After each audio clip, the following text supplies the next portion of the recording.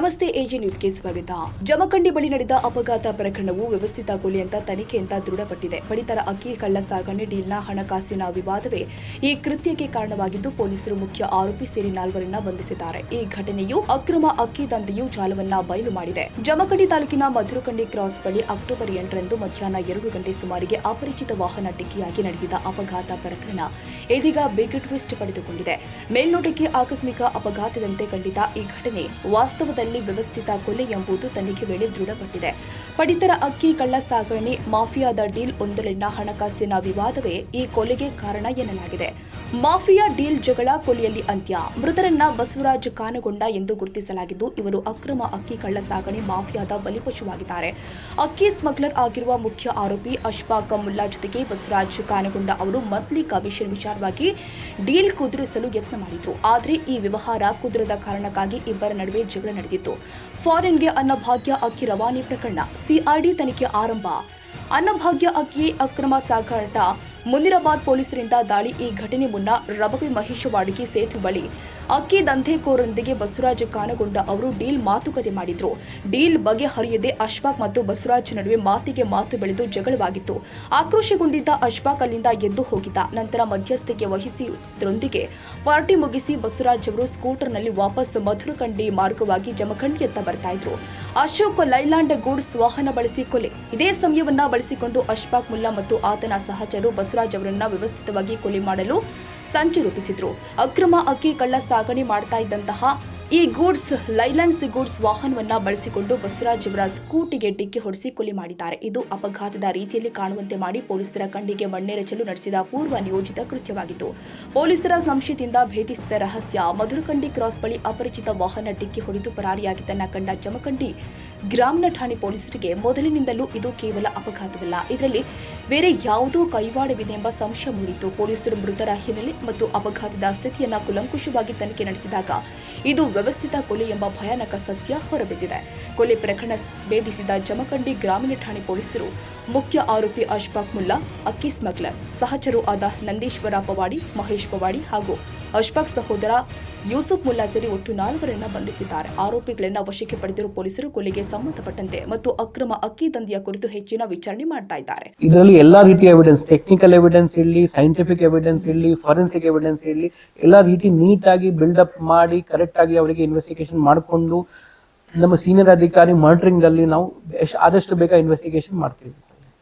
ಅಧಿಕಾರಿಗಳು ನೀವು ಜೆಟಿ ಸೇವಕರಿಗೆ ಅವರ ಮೇಲೆ ಕೇಸಸ್ ಹಾಕಿದಾಗ ಬಹಳಷ್ಟು ಸೇಫರ್ ಆಗುವ ಅಧಿಕಾರಿಗಳು ಸೇಫ್ ಮಾಡುವಂತ ಕೆಲಸ ಆಗಿದೆ. 12 ಕೇಸ್ ಅವರು ಬಹಳಷ್ಟು ಸೇಫರ್ ಆಗುವಂತ ಕೆಲಸ ಇದೆ. ಈಗ ಬಟ್ 12 ಕೇಸ್ ಆಗಿದೆ. ನಾವೇ ಪೊಲೀಸ್ ಅವರಿಗೆ ಈಗ ಪೊಲೀಸ್ಗೆ ನೇರವಾಗಿ ಅಂತ ಅವ್ರ ಮೇಲೆ ಗಡೀಪಾರು ಮಾಡಕ್ಕೆ ಅವಕಾಶ ಇದೆ. ನೇರವಾಗಿ ಅದರಲ್ಲಿ ಕಂಪ್ಲೇಂಟ್ ತಗೊಳಕ್ಕೆ ಅಧಿಕಾರ ಇಲ್ಲ.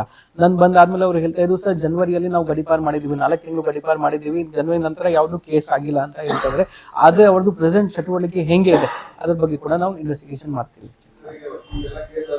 ಆದ್ಮೇಲೆ ಲಾಸ್ಟ್ ನಾನು ಆ ಡೀಟೇಲ್ ಕೂಡ ಶೇರ್ ಮಾಡ್ತೇನೆ. 10-15 ಕೇಸಸ್ ಅಲ್ಲಿ ನಮಗೆ ಕನ್ವಿಕ್ಷನ್ ಸಿಕ್ಕಿದೆ. ಈಗ ನಾವು ಯಾವ ಟೈಮ್ ಅಲ್ಲಿ ಇದೀವಿ, ನಮಗೆ scientific evidence, forensic evidence importance ತುಂಬಾ ಜಾಸ್ತಿ ಆಗ್ತಾ ಇದೆ.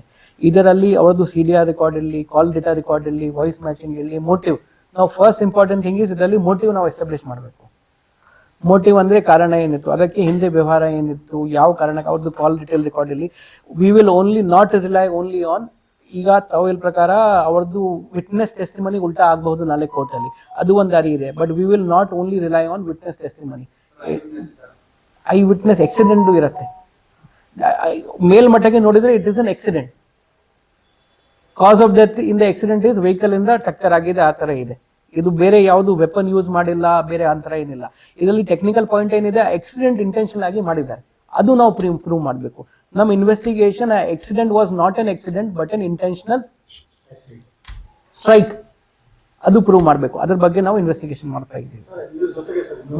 100% ಚೆಕ್ ಮಾಡ್ತೀವಿ. 100% ಚೆಕ್ ಮಾಡ್ತೀವಿ. 100% ಚೆಕ್ ಮಾಡ್ತೀವಿ. 100% ಚೆಕ್ ಮಾಡ್ತೀವಿ.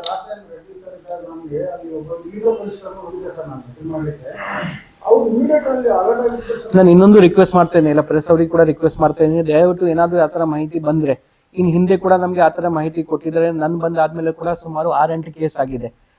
ಹುಬ್ಳಿದು 14 ಲಕ್ಷದು ನಾವು ವೆಹಿಕಲ್ ಒಂದು ಸೀಸ್ ಮಾಡಿದೀವಿ, ಇನ್ನೊಂದು 10 ಲಕ್ಷದು ಸೀಸ್ ಮಾಡಿದೀವಿ. ಸಣ್ಣ ಮನೆಯಿಂದ ಕಲೆಕ್ಟ್ ಮಾಡ್ತಾ ಅದರಲ್ಲಿ ಕೂಡ ನಾವು 6-8 ಕೇಸ್ ಮಾಡಿದೀವಿ. ಇನ್ ಮುಂದೆ ಕೂಡ ಮಾಹಿತಿ ಬಂದ್ರೆ ದಯವಿಟ್ಟು ನಮಗೆ ಮಾಹಿತಿ ಕೊಡಿ. 100% ನಾವು ಕೇಸ್ ಬುಕ್ ಮಾಡ್ತೀವಿ. ನಮ್ಮ ಪೊಲೀಸ್ ಕಡೆಯಿಂದ ತಪ್ಪಿದ್ರೆ ಅವ್ರ ಮೇಲೆ ಕೂಡ ನಾವು ಆಕ್ಷನ್ ತಗೋತೀವಿ. ಬಾಗಲಕೋಟೆ ಜಿಲ್ಲೆಯಲ್ಲಿ ಅಕ್ರಮವಾಗಿ ನಡೀತಾ ಇದ್ದ ಅಕ್ಕಿ ಕಳ್ಳ ಸಾಗಣೆ ಮಾಫಿಯಾದ ಮುಖವಾಡವನ್ನ ಈ ಕೊಲೆ ಪ್ರಕರಣ ಬಯಲು ಮಾಡಿದೆ.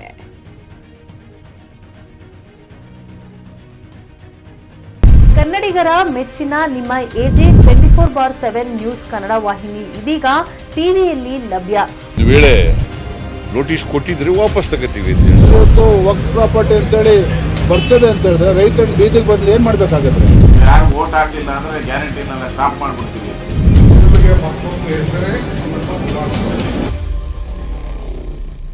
ಕರ್ನಾಟಕ ಮತ್ತು ದೇಶ ವಿದೇಶ 360 ಡಿಗ್ರಿ ಸುದ್ದಿ ಹಾಗೂ ಉತ್ತರ ಕರ್ನಾಟಕ ಬೆಳಗಾವಿ, ಬಾಗಲಕೋಟೆ, ಧಾರವಾಡ, ಹಾವೇರಿ, ಗದಗ, ಬಿಜಾಪುರ ಜಿಲ್ಲೆಯ ಕ್ಷಣ ಕ್ಷಣದ ವಿವರವನ್ನ ಪಡೆಯುವುದಕ್ಕೆ ಎಜೆ 24/7 ನ್ಯೂಸ್ ಕನ್ನಡ ವಾಹಿನಿಯನ್ನ ಲೈಕ್ ಮಾಡಿ, ವಿಡಿಯೋಗಳನ್ನ ಶೇರ್ ಮಾಡಿ, ಕಮೆಂಟ್ ಮಾಡುವ ಮೂಲಕ ನಮ್ಮ ವಾಹಿನಿಗೆ ಸಹಕಾರ ನೀಡಿ ಮತ್ತು ಚಾನೆಲ್ ಅನ್ನ ಸಬ್ಸ್ಕ್ರೈಬ್ ಮಾಡಿ. ಧನ್ಯವಾದಗಳು.